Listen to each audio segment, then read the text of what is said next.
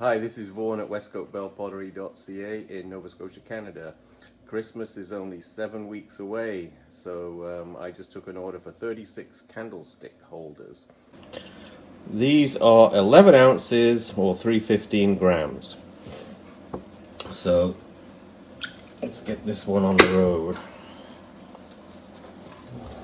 This is my noisy wheel, so I probably will dub this and explain it, because it makes, it only does it when it's really slow. It makes a little chirp chirp noise, but I can understand it might be annoying. Okay, round off the bottom of your little ball of clay. This one is pretty easy to center, and you can refer back probably 3 to 5 weeks before you watch this video. There might be tips on centering and pulling a wall if you're a beginner. So you need a shallow bowl with another little bowl in the inside. So all you have to do, you've got it centered, is make a little, put your finger in front like that and just push down. It's now drying out, let go slowly, put some water in there. Like that. And then you make a little hole in the center. And you can make this a little taller, because candles don't want them to fall over, of course. That would be a bit dangerous.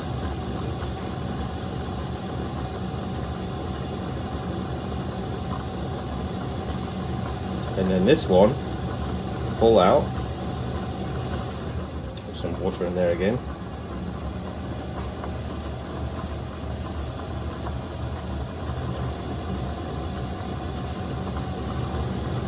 This is a traditional shapy ones as well, so I could be sort of funky and make them a whole bunch of different ways. But put your little finger underneath the wall there and just pull up a little wall, make a little bowl. Do that a couple of times if you want, just to kind of get it bigger. You can make these any size you want. But my little finger is pushing back on those two fingers there. And then take a look at it. You can make interesting rims on these. You could actually, scallop the edge a little bit. Get the water out of this little bowl here. Make sure there's nothing left there. And then, if you have a candle, you better check it, because candles come in different widths. And he wants them to look like this. And this is going to shrink, obviously. So I want to make it big enough so when it's shrunk, it will be big enough to get this candle in there. So that's all you have to do, is make sure. And of course, if I hold that steady, I could just push that a little bit to narrow it a touch, to get it a bit tighter on that candle.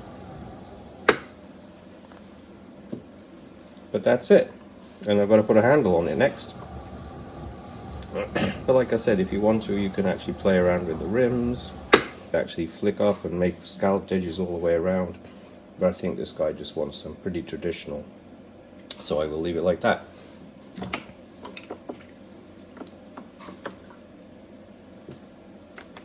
Alright, so turn the wheel slowly. It comes off.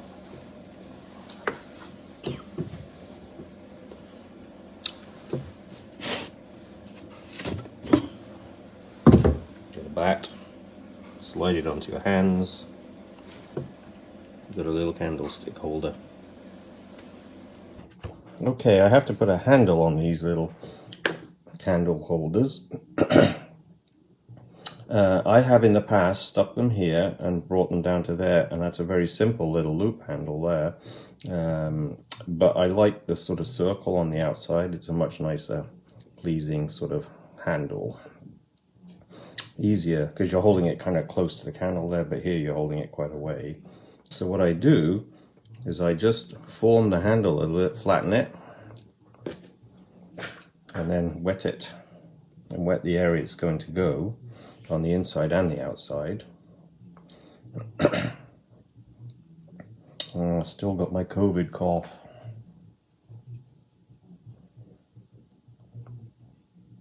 There we go.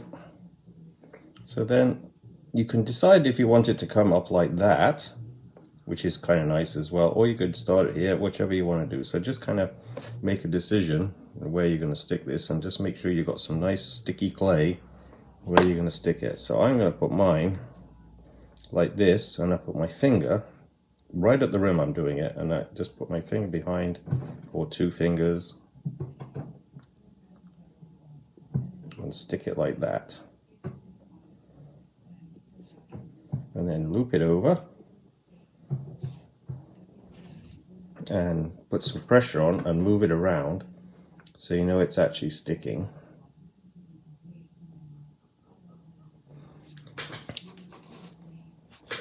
And then I get a little coil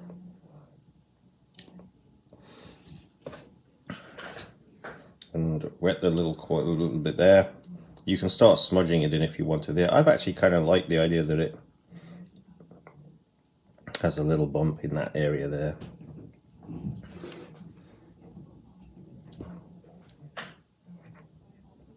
And then I smooth it in.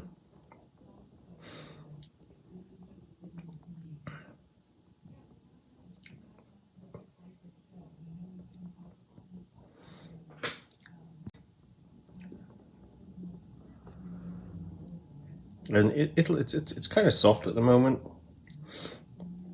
so I would probably come back to this a little later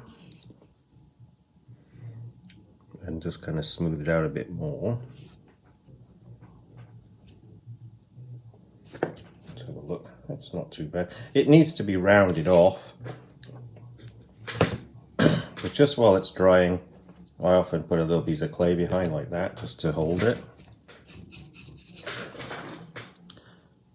Just kind of work on it to make it as round as possible. Bring it over a touch. It's not quite in the center there. And later on I'm going to work on the outer edge, but I can't see it really at the moment. It's pretty centered. I think I want to lift it up a touch higher.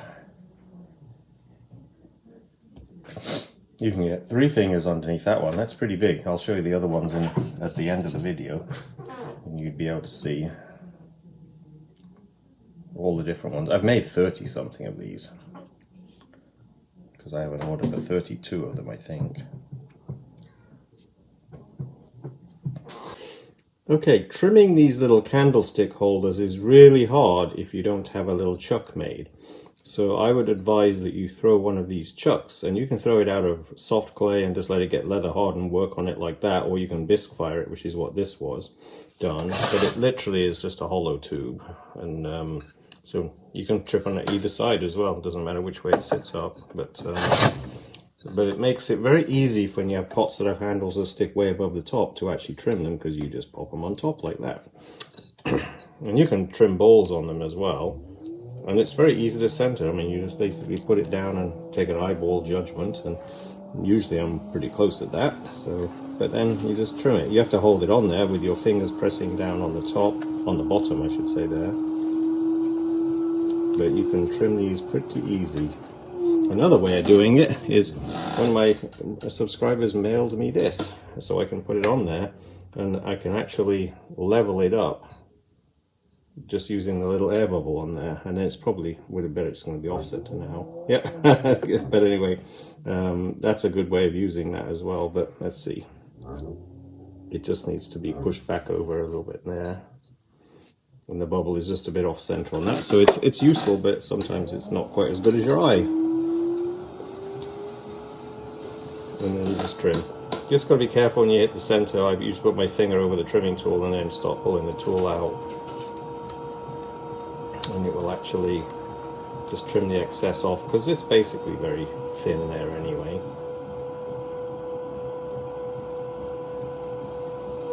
There we go.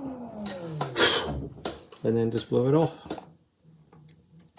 But that thing was thrown from about maybe 1.5 pounds of clay to get that kind of a cylinder. And these things will now be allowed to dry, and then I'll bisque by them. Can't hold by the handle yet, and I've made about 30 of these because I have an order for about 30 of them.